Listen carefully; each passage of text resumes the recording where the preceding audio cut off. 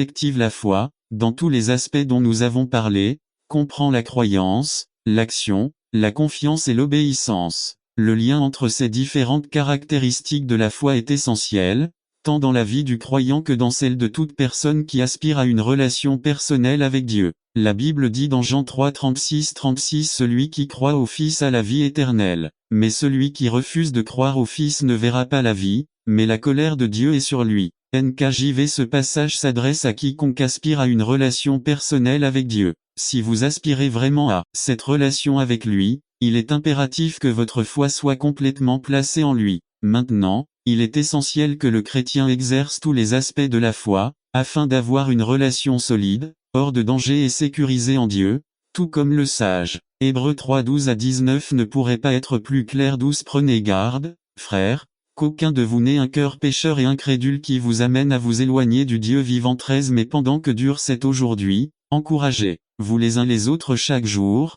afin qu'aucun de vous ne s'endurcisse par la tromperie du péché.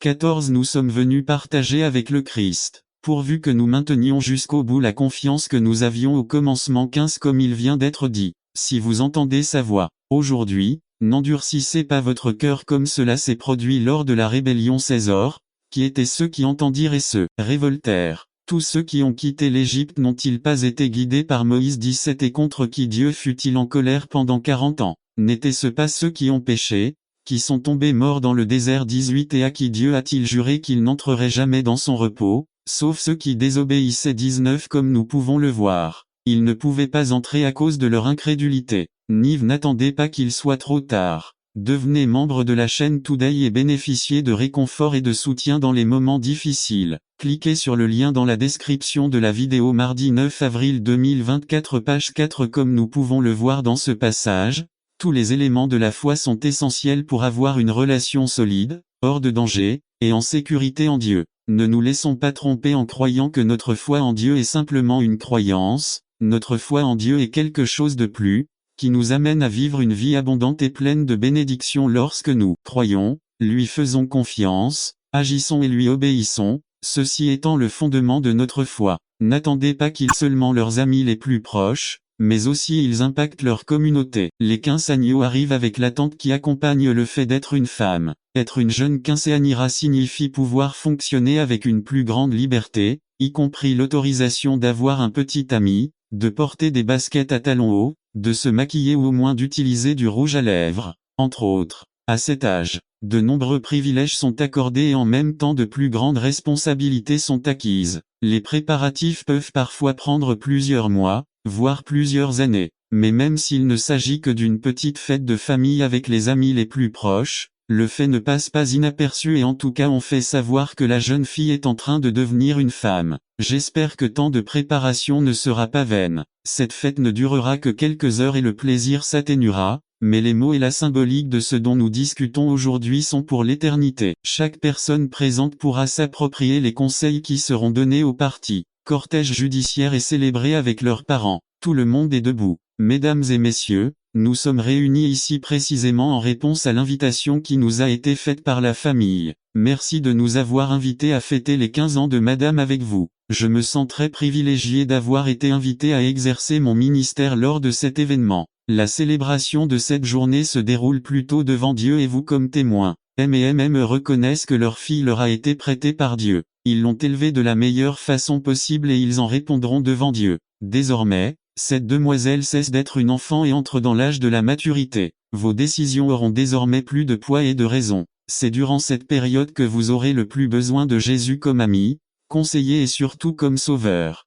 Si nous nous concentrons dans le passage biblique lu, nous verrons les conseils que Dieu donne aux jeunes et que je donnerai à cette demoiselle à travers cette cérémonie. Demandez au public et au tribunal de s'asseoir. Laissez les parents poser leurs bougies sur le chandelier. Les parents et le parti se tiennent devant le ministre. Adressez-vous aux parents de la fête. Monsieur et madame, vous avez amené votre fille devant moi en tant que ministre de Jésus-Christ pour demander la bénédiction de Dieu sur elle. Vous avez quelques conseils à lui donner. Laissez-les dire leurs mots. N'attendez pas qu'il soit trop tard. Devenez membre de la chaîne Today et bénéficiez de réconfort et de soutien dans les moments difficiles. Cliquez sur le lien dans la description de la vidéo. Mardi 9 avril 2024 page 1 Demandez aux parents et au groupe de s'asseoir. Allez danser, puisqu'il est né pour toi, que ton 15e anniversaire soit célébré par un service religieux, je te consacrerai quelques objets pour que lorsque tu les verras, tu te souviennes toujours de cet heureux jour et des conseils que je te donnerai aujourd'hui.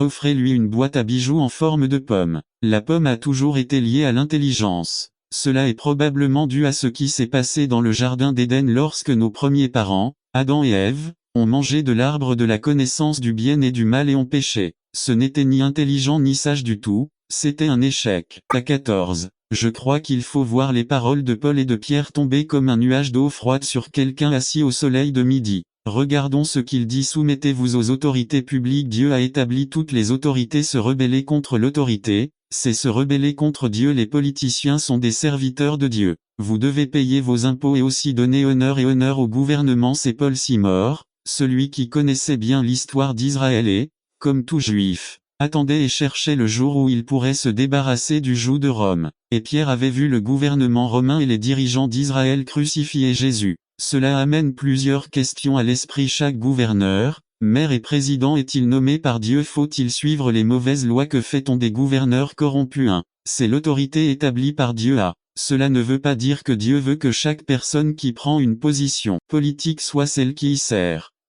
Hitler 2. Saddam Yii. Beaucoup de ceux qui servent aujourd'hui conduisent les gens dans la direction opposée à celle où Dieu veut qu'il aille. Dieu a établi l'autorité et nous permet d'utiliser notre libre arbitre pour choisir. N'attendez pas qu'il soit trop tard. Devenez membre de la chaîne Today et bénéficiez de réconfort et de soutien dans les moments difficiles. Cliquez sur le lien dans la description de la vidéo. Mardi 9 avril 2024. Page 1. Nîmes et tout chrétien doit demander à Dieu avant de voter. C'est Dieu peut apporter la bénédiction en utilisant n'importe quel système en place si nous lui sommes fidèles. Joseph Genèse 41, Néhémie, Daniel. Dieu ne les a pas envoyés pour lutter contre le gouvernement mais pour être efficace dans la situation dans laquelle ils se trouvaient. Dieu a écarté ceux qu'il ne voulait pas voir là: le roi Saül, Nebuchadnezzar, les différents dirigeants d'Israël. L'autorité est fixe, pas celui qui la prend et l'utilise. Les lois doivent être suivies dans leur ordre d'autorité. À toutes les lois ne sont pas égales. Une loi adoptée par une ville ou une cité ne peut pas prévaloir sur les lois de l'État. Un État n'a pas non plus le pouvoir d'adopter des lois qui contredisent ou invalident les lois fédérales. Les États épousant des homosexuels. Chaque chrétien doit être quelqu'un qui obéit aux lois. Pierre dit que nous faisons cela pour l'amour du Seigneur, mais surtout la loi de Dieu parce que nous sommes citoyens du royaume de Dieu. Philippiens 3:20. Il y a des occasions où le chrétien doit désobéir à la loi de l'homme. Quand la loi de l'homme provoque la désobéissance à la loi de Dieu. Actes 1:9-2. Quand la loi de l'homme affecte notre relation avec Dieu. Daniel Yii. Lorsque la loi de l'homme est injuste, cruelle ou contraire à l'éthique chrétienne. Cela ne devrait pas se faire sans d'abord prier beaucoup et rechercher la direction de Dieu. Les premiers chrétiens ont désobéi et cela leur a coûté la vie. Nous ne voulons pas aller à l'encontre du plan de Dieu. Nous ne voulons pas donner de mauvais témoignages. Nous ne voulons pas faire cela juste pour notre commodité. 1 Pierre 2:16-3. Dieu va prendre soin des dirigeants corrompus. Le chrétien doit être conscient de la politique. Ézéchiel 33:6 dit que Jéhovah demandera des comptes aux gardiens. Nous ne pouvons pas nous endormir ni cesser d'enseigner à notre peuple et à nos enfants à voter. Selon que 4 pages 1 utilisées 28 fois dans les livres de Matthieu et Luc. Signification: toute condition positive qu'une personne éprouve, ou simplement soyez heureux. Commentaire sur la connaissance biblique: avoir une perspective éternelle plutôt que terrestre. Béatitude. Signification: la reconnaissance d'une condition bénie devant Dieu et l'homme. Commentaire sur la connaissance biblique. Exemple dans l'Ancien Testament. Psaume 1. Proverbe 14:21. Persécution. V22. Il existe différents types mentionnés ici. Traiter une personne ou une chose avec une aversion et un dégoût très fort. Séparer les uns des autres. Discriminer ou excommunier. Ne vous associez pas à une personne et ne la laissez pas entrer dans votre cercle social. Jean 9:1-2, Jean 16:2-3. Reproche, insulte, parler contre quelqu'un en utilisant des grossièretés et d'autres mots très forts. 4. Rejeter votre nom comme étant mauvais. Discrédit. Dites du mal de quelqu'un d'une manière fausse, ternissant ainsi sa réputation dans la société. Exemple B. La cause 1. En suivant Jésus-Christ. Pierre 4:12-19-2. Parce que le monde ressent une conviction. Jean 15:18-25. Un commentateur dit: vous devez le savoir et même espérer que les méchants vous détesteront, parce que votre doctrine et votre style de vie les culpabilisent et les condamnent. Matthieu 16 24 à 28. Le livre des martyrs de John Fox nous parle de nombreuses personnes qui sont mortes pour leur foi en Jésus-Christ. Cela commence avec les 12 apôtres. 1. Jacques le Majeur en 44 après J.C., il fut décapité. 2. Philippe en 54 après J.C., il fut flagellé, emprisonné puis crucifié. 3. Matthieu en 60 après J.C., il subit une mort éclair en Éthiopie. 4. Jacques le Mineur à l'âge de 94 ans, il fut battu et lapidé par les Juifs. 5. Matthias a été lapidé à Jérusalem puis décapité. 6. Andrew prêchait l'évangile en Asie, et quand il est arrivé à Édessa, il a été capturé et crucifié sur une croix en forme de X. N'attendez pas qu'il soit trop tard. Devenez membre de la chaîne Today et bénéficiez de réconfort et de soutien dans les moments difficiles. Cliquez sur le lien dans la description de la vidéo. Mardi 9 avril 2024 page 2-7. Pierre a été crucifié dans la ville de Rome. Il a demandé à être crucifié la tête baissée parce qu'il ne se considérait pas digne d'être crucifié comme Jésus. 8. Judas, frère de Jacques en 72 après J.C., il fut crucifié à Édesse. 9. Bartholomée, il a été battu et crucifié en Inde. 10. Thomas a été tué avec une lance en Inde. 11. Simon en 74 après J.C., il fut crucifié en Bretagne. 12. Jean fut le seul apôtre qui échappa à une mort violente, mais il est dit qu'à Rome, avant d'être exilé sur l'île de Patmos, il fut mis dans un chaudron d'huile bouillante, mais par un miracle de Dieu, il revint sortir en toute sécurité. Outre les apôtres, de nombreux premiers chrétiens ont énormément souffert à cause de leur foi, et ce livre des martyrs raconte l'histoire de plusieurs d'entre eux. De nombreux missionnaires, dont David, Marc et Richard, ont perdu de cette vie. Nous pouvons nous éloigner de la foi. C'est le principal danger. Notre envie d'en avoir toujours plus. N'attendez pas qu'il soit trop tard. Devenez membre de la chaîne Today et bénéficiez de réconfort et de soutien dans les moments difficiles. Cliquez sur le lien dans la description de la vidéo. Mardi 9 avril 2024 page 3. Cela nous éloigne de la recherche des choses d'en haut, cela nous éloigne de la recherche du royaume de Dieu, de sa justice et de l'accomplissement de sa volonté. Nous sommes comme des moutons, nous nous égarons facilement. Finalement, nous pouvons tomber dans une souffrance constante et très douloureuse. Combien de personnes qui, dans leur désir d'obtenir plus, ont perdu le peu qu'elles possédaient.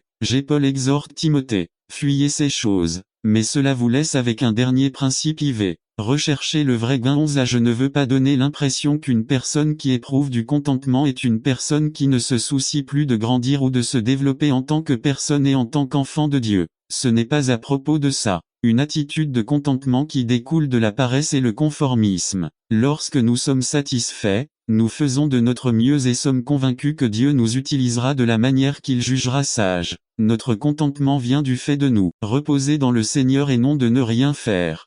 C'est étrange. Lorsqu'il s'agit des choses matérielles de cette vie, nous ne semblons jamais atteindre un point de contentement. Mais lorsqu'il s'agit de notre vie spirituelle, nous sommes coupables d'être conformistes. C'est pourquoi Paul dit à Timothée que le meilleur gain est de chercher à développer le caractère de Christ: justice, piété, foi, amour, patience, douceur. Recherchez d'abord ces choses.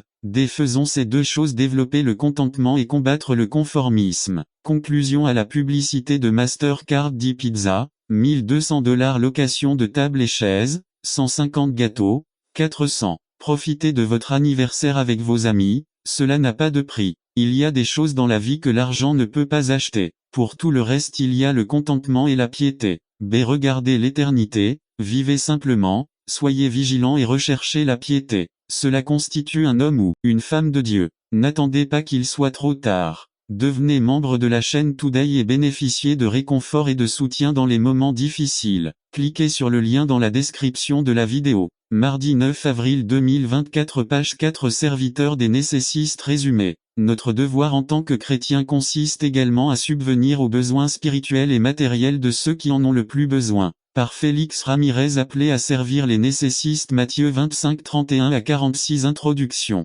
Selon des données encourageantes récentes du gouvernement fédéral, entre 2000 et 2002, plus de 3 millions de Mexicains ont échappé au niveau de l'extrême pauvreté. Le nombre de Mexicains vivant dans l'extrême pauvreté a diminué de 24,2 à 20,3% et la pauvreté considérée comme modérée a diminué de 53. L'Évangile de la croix est la première touchée. Votre vie hors nous ternit est l'Évangile 4. Demandez-vous de quelle manière concrète l'Évangile a-t-il changé votre façon de vivre. Je vais le dire sous la forme d'une série de questions. Pourquoi d'autres dépensez-vous votre argent et votre temps? Pour quelle chose faites-vous des efforts pour épargner? Quelle est la première chose que vous souhaitez acquérir lorsque vous avez suffisamment d'argent? Que demanderiez-vous au génie de la lampe s'il vous exauçait un souhait? Quel est votre rêve le plus ambitieux? Sur quoi fantasmez-vous régulièrement? Quelle part de l'argent que vous dépensez a à voir avec les valeurs et les intérêts du royaume des cieux? De quelle chose dans ce monde passez-vous le plus de temps à vous plaindre? Que disent vos activités d'une journée de semaine typique sur ce qui compte dans ce monde? N'attendez pas qu'il soit trop tard. Devenez membre de la chaîne Today et bénéficiez de réconfort et de soutien dans les moments difficiles. Cliquez sur le lien dans la description de la vidéo. Mardi 9 avril 2024 page 8. Que disent vos biens sur ce qui compte le plus pour vous dans cette vie? Que disent vos biens sur ce qui compte vraiment pour vous? Où serez-vous et que ferez-vous dans 10 ans? Pensez à ce que vous collectez. Qu'est-ce que cela dit sur votre quête du royaume de Dieu comme priorité numéro 1 dans votre vie? Que disent le nombre, le type et la fréquence avec lesquels vous êtes avec des amis et d'autres personnes avec qui vous passez le plus de temps? Quelles sont les personnes les plus importantes dans votre vie? Que disent les sujets de vos conversations sur ce qui est important pour vous? Que disent vos passe-temps, émissions de télévision, films, musique, magazines et sites web sur la façon dont vous devriez passer votre temps? Et la liste pourrait s'allonger encore et encore. 5. Tous les domaines de votre vie doivent refléter le message de la croix, ni plus ni moins. Conclusion 1. Ne tombons pas dans un piège dangereux concernant le rôle que joue l'Évangile dans nos vies. Le piège de penser que l'Évangile est un produit jetable. Il nous a servi lorsque nous sommes convertis, mais ensuite nous l'oublions. Cela ne sert qu'à parler aux perdus. Non, Jerry Bridge a dit, l'Évangile n'est pas le message le plus important de toute l'histoire. C'est le seul message essentiel de toute l'histoire de l'Évangile n'est pas réservé aux incroyants. Chaque jour de notre expérience chrétienne, nous devons nous prêcher l'Évangile. Non seulement nous sommes sauvés par la grâce de Dieu, mais nous vivons aussi chaque jour par sa grâce. Écoutons l'Évangile, méditons sur l'Évangile, vivons l'Évangile, prêchons l'Évangile, enseignons l'Évangile, conseillons l'Évangile, parlons de l'Évangile, chantons l'Évangile. Soyons fortifiés par la puissance de l'Évangile, partagez l'Évangile. J'ai la conviction que l'une des façons d'honorer notre héritage réformé est de garder le message de l'Évangile au centre de notre vie, de nos études et de notre ministère. Que la vérité qui nous a sauvés soit la vérité la plus chère de nos vies. Martin Luther a dit, j'ai l'impression que Jésus est mort hier. Que la réalité de la mort du Christ pour nos péchés soit la plus proche de nos cœurs. Que nos vies soient centrées sur la croix, centrées sur l'Évangile. C'est l'endroit le plus sûr. N'attendez pas qu'il soit trop tard. Devenez membre de la chaîne Today et bénéficiez de réconfort. Et c'est tout. Comme il ne suffit pas de subsister dans ce monde en obtenant un emploi à temps partiel, ce n'est pas non plus le christianisme que d'être chrétien à temps partiel. 1. Ce n'est pas le christianisme d'être chrétien seulement quand les choses vont bien. Le chrétien reste ferme. C'est pourquoi Paul dit, rendez grâce en toutes choses, dans les bons comme dans les mauvais moments. 2. Quand dans la patience, quand dans toutes ces expériences le chrétien reste ferme, il découvrira une force immense, une maturité inébranlable. Il montrera des fruits mûrs. Elle sera plus douce, plus aimante. 3. Qui nous séparera de l'amour du Christ? Demande Pablo. Répondez par les questions suivantes. Tribulation, ou détresse, ou persécution, ou famine, ou nudité, ou danger, ou épée. Romains 8, 35-4. Le croyant en Christ reste fermement confiant dans le Seigneur, épreuve ou non. Le blanc, c'est la croissance, la maturité, la connaissance pour produire des fruits. 5. Dans le processus de patience et de persévérance, le chrétien devient le genre de personne que Jésus-Christ attend de lui. C'est dans le sujet suivant, nous verrons quel rôle joue la sagesse dans le processus de maturité. N'attendez pas qu'il soit trop tard. Devenez membre de la chaîne Today et bénéficiez de réconfort et de soutien dans les moments difficiles. Cliquez sur le lien dans la description de la vidéo. Mardi 9 avril 2024. Page 3. Le rôle de la sagesse dans la tribulation résumé. Restez sage face aux tribulations. Problème par Carlos Camarena. Le rôle de la sagesse dans la tribulation. Jacques 1, 5. Proverbe 1 à 3. Introduction à Commençons notre étudier ce soir en lisant les textes en contexte. Jacques 1 à 5. Jacques, serviteur de Dieu et du Seigneur Jésus-Christ,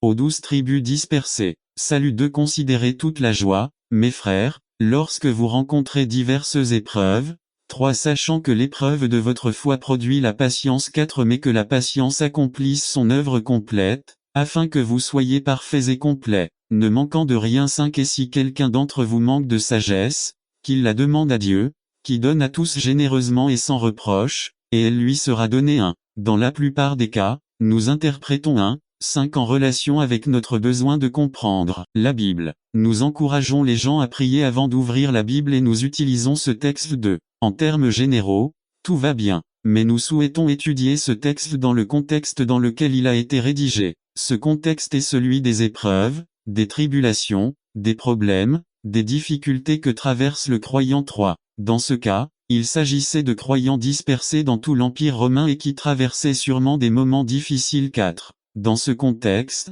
on retrouve également la nécessité de développer la patience ou la persévérance à la lumière des tribulations qu'ils traversaient. 5. Mais comme Jacques n'a pas été écrit uniquement pour cette époque, nous souhaitons découvrir comment ces passages s'appliquent à nous. 6.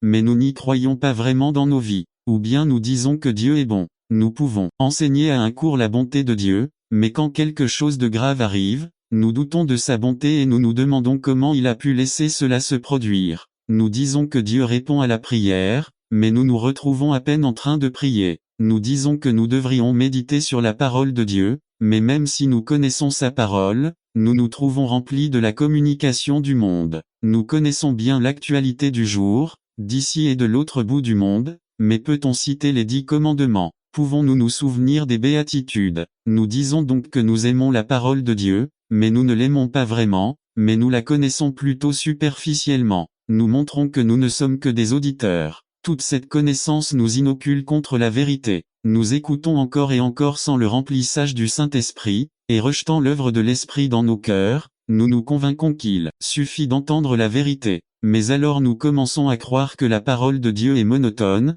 impuissante et familière. Quand on le lit, il ne nous laisse plus aucune impression. Ce n'est pas un plaisir et cela ne nous donne aucune illusion, mais nous le considérons plutôt comme une responsabilité douloureuse. L'esprit s'éteint et nous devenons des robots intelligents aux vies superficielles. À la lumière de tout cela, permettez-moi de répéter ma proposition avant de regarder notre texte. Proposition. La connaissance de Dieu est le plus grand danger pour l'homme lorsqu'elle n'est pas assimilée pratique dans nos vies pour la gloire de Dieu. Examinons maintenant notre texte dans Matthieu 5. Ici, le Seigneur parle à ses disciples et compare la justice superficielle et plastique à celle qui naît d'une profonde conviction que Dieu est vrai. Cette conviction se manifeste dans une vie qui reflète la gloire de Dieu. Regardons notre texte. Matthieu 5, 16 à 20. Que votre lumière brille devant les hommes, afin qu'ils voient vos bonnes œuvres et glorifient votre Père qui est aux cieux. 17. Ne pensez pas que je sois venu pour abolir la loi ou les prophètes. Je ne suis pas venu pour abroger,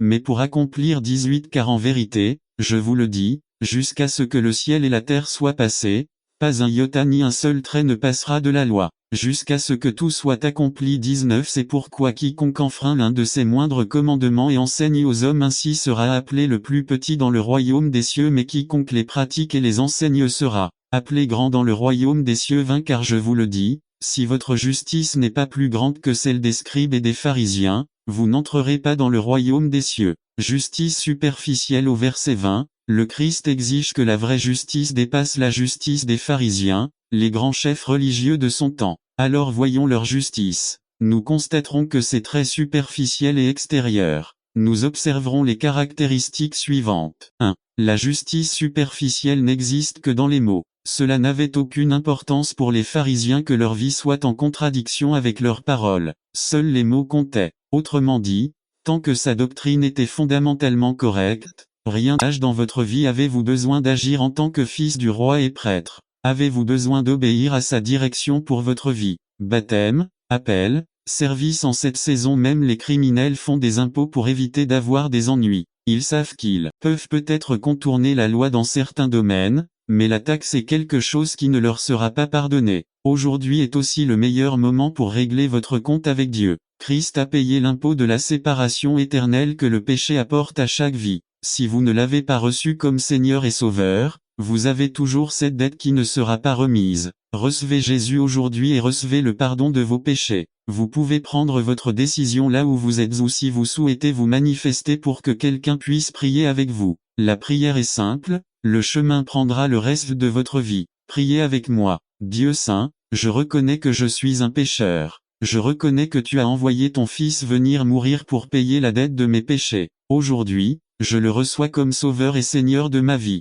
Pardonne mes péchés et remplis-moi de ton Saint-Esprit. Au nom de Jésus, Amen. N'attendez pas qu'il soit trop tard. Devenez membre de la chaîne Today et bénéficiez de réconfort et de soutien dans les moments difficiles. Cliquez sur le lien dans la description de la vidéo. Mardi 9 avril 2024 page 3 résumé des rendez-vous romantiques. Un sermon qui étudie la cour, les rendez-vous romantiques et la responsabilité d'un chrétien. Par Nestor Mangivard. Citation romantique Romains 12 1-3 Introduction. Box Muhammad Ali a enseigné au monde quelque chose qui n'avait jamais été vu auparavant, la corde, une drogue. Alors que la plupart pensaient qu'il ne pouvait pas vaincre le puissant Georges Foreman, il a réalisé ce qui semblait impossible, comme l'a fait, attaquer le corps. Satan a la même stratégie, il a attaqué la tête Christ et a raté. Maintenant, il a changé sa stratégie pour attaquer le corps, c'est-à-dire le corps physique et collectif l'Église. Nous allons examiner quelque chose auquel de nombreux chrétiens ne prêtent pas beaucoup d'attention: les fréquentations.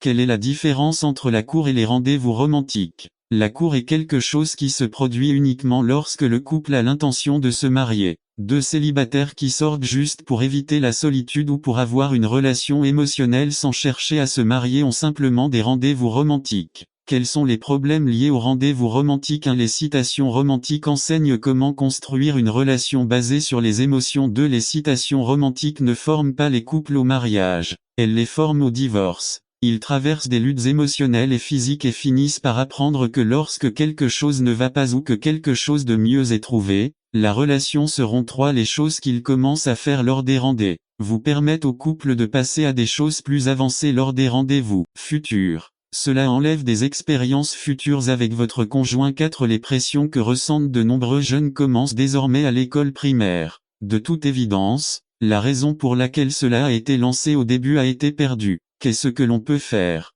Meurtrier, transgresseur du sabbat et favoritisme, népotisme, racisme, etc. Jacques met tout cela sur le même plan. Transgresseur de la loi. 1. Les auteurs du Nouveau Testament considéraient la discrimination ou le fait de favoriser une personne plutôt qu'une autre comme un péché grave. 2. Galates 3 27-28 affirme que car tous ceux d'entre vous qui ont été baptisés en Christ ont revêtu Christ. Il n'y a plus ni juif ni grec, il n'y a plus ni esclave ni libre, il n'y a plus ni mâle ni femelle car vous êtes tout un en Jésus-Christ. 3. Dans Colossiens 3:11, Saint Paul affirme que les barrières entre juifs et grecs, circoncis et incirconcis, analphabètes et instruits, esclaves et libre, ont été brisées. Voir Éphésiens 2:11-22 pour savoir comment ces barrières continuent de subsister pour ceux qui n'ont pas Christ. B. La destinée du transgresseur, dit Jacques, est un jugement sans miséricorde. 2:13. Santiago pointe du doigt ceux qui agissent de la sorte. 1, 2:13. Car un jugement sans miséricorde sera rendu à celui qui ne fait preuve d'aucune miséricorde, et la miséricorde se glorifie contre le jugement. C'est le côté négatif de la béatitude de Matthieu 5:7. Bienheureux les miséricordieux car ils obtiendront miséricorde. 2. Ceux qui ne sont pas miséricordieux envers les plus défavorisés de la société ou de l'Église ne peuvent pas attendre la miséricorde de Dieu, même s'ils ont prêché au nom du Christ, suscité des églises pour sa gloire. Voir Matthieu 25:44. 46:3. Les enseignements de Jésus dans les évangiles mettent l'accent sur le caractère de Dieu qui offre gratuitement sa miséricorde à ceux qui la demandent, tandis qu'en même temps cette miséricorde se retire lorsque ceux qui la reçoivent n'agissent pas de la même manière envers leurs semblables. Voir Matthieu 18:23-35-4. Jacques dépeint Dieu comme un juge qui siège pour juger le transgresseur qui a fait preuve de favoritisme envers une certaine personne ou un certain groupe de personnes. Mais Dieu veut que la miséricorde triomphe du jugement. Jacques 2:13-5. Pour Santiago, la partialité manifestée en faveur d'un groupe au détriment de l'autre est un péché. Celui qui commet de tels péchés est considéré comme un transgresseur de la loi. 2:9. L'argument de St. James est que dans l'Église du Christ, il ne peut y avoir aucune discrimination en matière de race, de nationalité, de classe sociale, de sexe, de couleur de peau, etc. 1. Cet enseignement est aussi pertinent aujourd'hui, et peut-être même plus, qu'à l'époque de Jacques et de Paul. N'attendez pas qu'il soit trop tard. Devenez membre de la chaîne Today et bénéficiez de réconfort et de soutien dans les moments difficiles. Cliquez sur le lien dans la description de la vidéo mardi 9 avril 2024 page 3. Le problème persistant du favoritisme, des préjugés et du népotisme qui montre, plus souvent que nous le souhaiterions, son visage laid dans les églises et les organismes administratifs, perdurera peut-être jusqu'au retour de Jésus. La plupart du temps, ces favoritismes prennent des formes subtiles, mais ils finissent, cela devient votre destin. Mode de vie. Un livre commence par écrire le premier